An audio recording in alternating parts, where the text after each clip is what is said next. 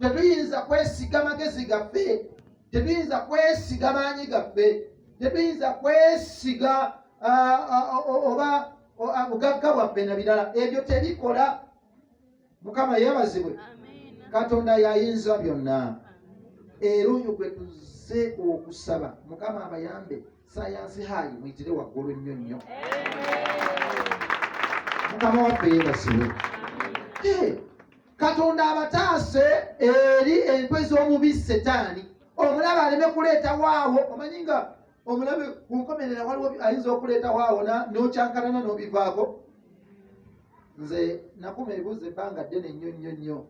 Mukyayonoona obudde ku wiikendi kuba abasinga mwena muviira mudde. Ku wiikendi ne mubeera ku buzannyo. Mubuyita buki? Busoobusi. Kugamba n'obeerawo. And you're wasting time. Waliwo ky'ofiirwa. First grade ogenda ogivaamu mpola mpola. Strive. What have I said? Kyogere nnyo. Press on. Actually, one of P1. Etamanyi ABCD. N'otandika okugibulira ebizibu byo, n'otandika okigamba nti obwavu bukuluma. Enkoko yali ebaddeko yadde n'olw'ekikumi. Olyoka otandika okugigamba nti obwavu bunnuma. Oba okiraba. Tegereka bulungi. N'olwekyo betuzze kulangirira buwanguzi obuva eri Katonda mu ssomero lino erya Science High. Mukama waffe yeebazibwe. Tuzze kulangirira buwanguzi. Essomero lino lirina future. It has a future. This school has a future. Mukama waffe yeebazibwe. Baana mmwe abatandikidde wano mugenda kudda wano ng'essomero lyammwe ligezze likuzzidimu. Sikulimba lino essomero.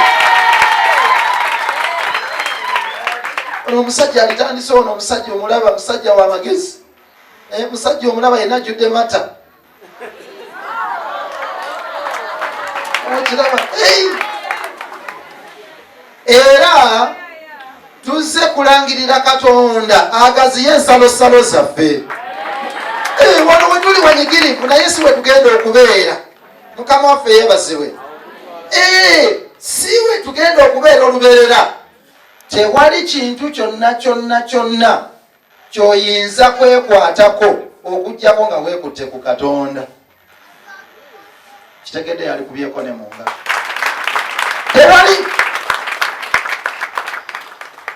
Tewali n'akatono. Tujja kutuuka mu kitundu mu bbaluwa eno gye tusomye ya Pawulo. Pawulo yasooka n'akola buli kimu n'akola ki? Naye manga eri agamba nti byonna binalowooza okuba ebyamagoba gye ndi. I consider it as refuse. Buli kimu kye nalowooza nti kya muwendo gye ndi byansala busasi.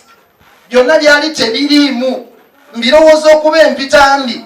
Kati mu abaana be tuzze okusabira aba senior 6 n'aba senior 4. Okusooka kwa byonna nga tetunaba kubasabira oba okiraba. Musooke mumanye nti Katonda yagenda okubawa obuwanguzi. Oba okiraba. Ekyo musooke mukiteeke mu bwongo bwammwe nti Katonda yagenda okukola ki? Yagenda okubawa obuwanguzi. Ekyo bwe kibanga tekiri mu bwongo bwammwe tumala budde bwa bwereere. Bwe tubanga tuzze wano kubasabira naye nga kwolowooza mbu simanyi jjajja Mukasa, simanyi ani, simanyi Muwanga n'ebirala ebiringa ng'ebyo, n'abalala bamanyi obbawa obuti, mbu simanyi bw'oba oyingira olinnyeko, bw'onaakalinnyako amagezi gajje, ebyo omala bya bwereere. Tegereka bulungi. Ye nali mbuulira zasande ewedde waliwo gye bantera nakibizi gye nali naye lingamba abantu waliwo yali yeebaza naye yalina amagezi era nga banoonya munoonya gy'emirimu egyo nga tegisomerera naye ng'agikola bulungi nnyo. Oba okiraba. Kakati ate nze bwe yansomesa ate nali sirina ate kukola ekyo. okujjako singa nali nsomye bwa engineering civil engineering nga ngenda kubeera wansi ndagirire bulagirizi nga otewateredde nedda terezaamu kaawo nga sirinya waggulu. Concentrate on your future, forget the past. Weerabire ebikoze eki ebyayita byerabire. Haleluya. Ebyayita byakola ki? Byayita. Sometimes we dwell so much on the past and we console ourselves. Netwekubagiza kale kakati maama wange singa bambi abaddewo kale bambi kikibe nnyo maama yakola ki? Yagenda kakati ebintu byonna binaayimirira. Nze nali njagala nnyo maama wange bannange era nagendanga ne maama neneebuuza maama wange bw'alifa nze simanyi kiri baawo yafa era obulamu bwasigala bukola ki? Bwasigala butambula. Ndiyiina eno emyaka kubiddamu nenkola ki? Nembiddamu. Kakati sinza atunula bwenti nenkitegeera mangu naye nina okiddamu kati nga nina okufuba. Era nafuba nembiddiŋŋana okukakana. Actually ku senior 6 nze nasinga mu geography. Geography. The sun and give him the glory, the things he has done. He's good, praise the Lord, praise the Lord. Be the glory. Today, Father, we glorify your name, for we set it and you have made it come to pass. We bless you for your servants that you have used to pass on this dedication, O Lord. We know everything is all because of you, Lord. Father, behold, we bring this through your journey, O Lord. But you provided for us, O Lord. You've provided unending school fees. You've given them life, O Lord. You've given them good health. Lord, continue to bless them, even as they go into these exams, O Lord. Clad them with the might and strength to carry on, O Lord. The spirit of fear, we cast it in Jesus' name. We say that you give us confidence from this day and henceforth, O Lord. Father, we are going to the exam with confidence, and we promise you, Lord, once you give us this success, we shall stand in great multitudes of people before congregations, and we shall. As we prepare to dedicate your dear children for the sake of this science school. Success begins with trust in the Lord. Kyokka njogera n'abano nga ngamba namwe abali mu senior 1 bali ludda muwoneke bulungi ebyo basize nno n'okubeera mu kwaya mwe bali bana.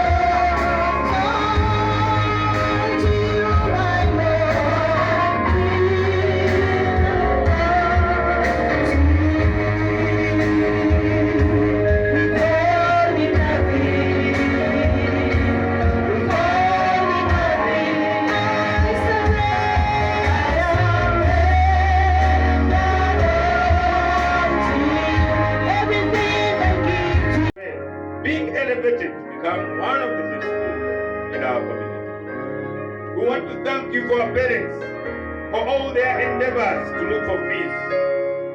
Not all children are in school, even when those children have parents. But these parents have sacrificed. Please, Lord, remember their sacrifice. This very moment, as they prepare to sit exams, they'll see your hand of mercy, your divine power, sharpening their memory, that when they see it, they'll be in position to remember what they were told. Give them the resilience. Help them to share the same words Paul shared in the scripture we read. And we have learned that success begins by trusting in your God. That these children will trust in you.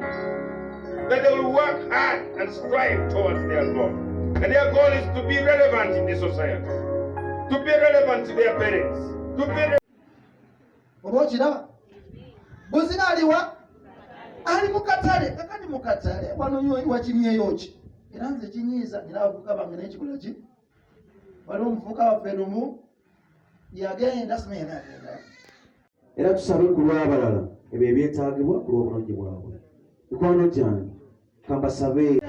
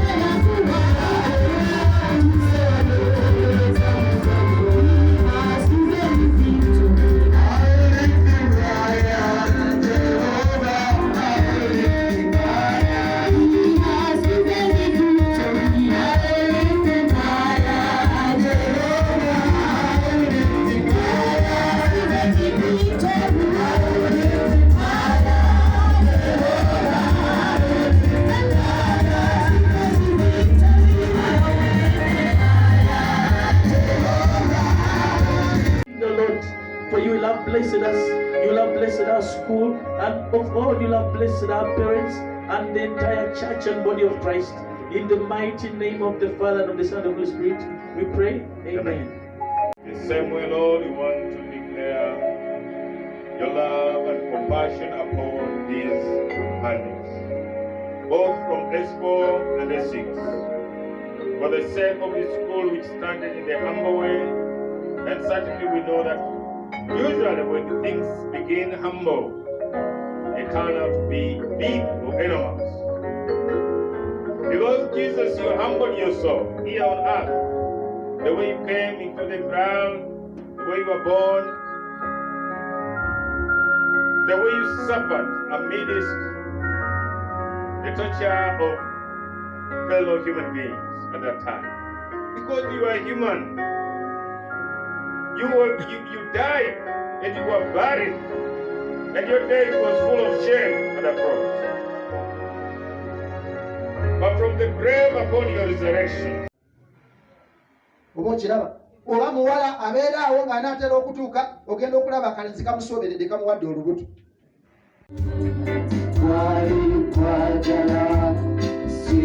nakolayoki nakiwaabwe simanyi okiraba ebyo tobirowooza. Last one time we were surprised several. naye gwe ayi mukama atulire mufe abanaku abaneebi ayi katonda basaasira akumpi okuluna kwabwe obazza abooneredde nga wasuubiza abantu bonna kwa Kristo Yesu mukama waffe. Ayi kitaffe ow'ekisa ekingi era otubeere ku mwoyo okutabaala leero n'okwegendereza nga tukutya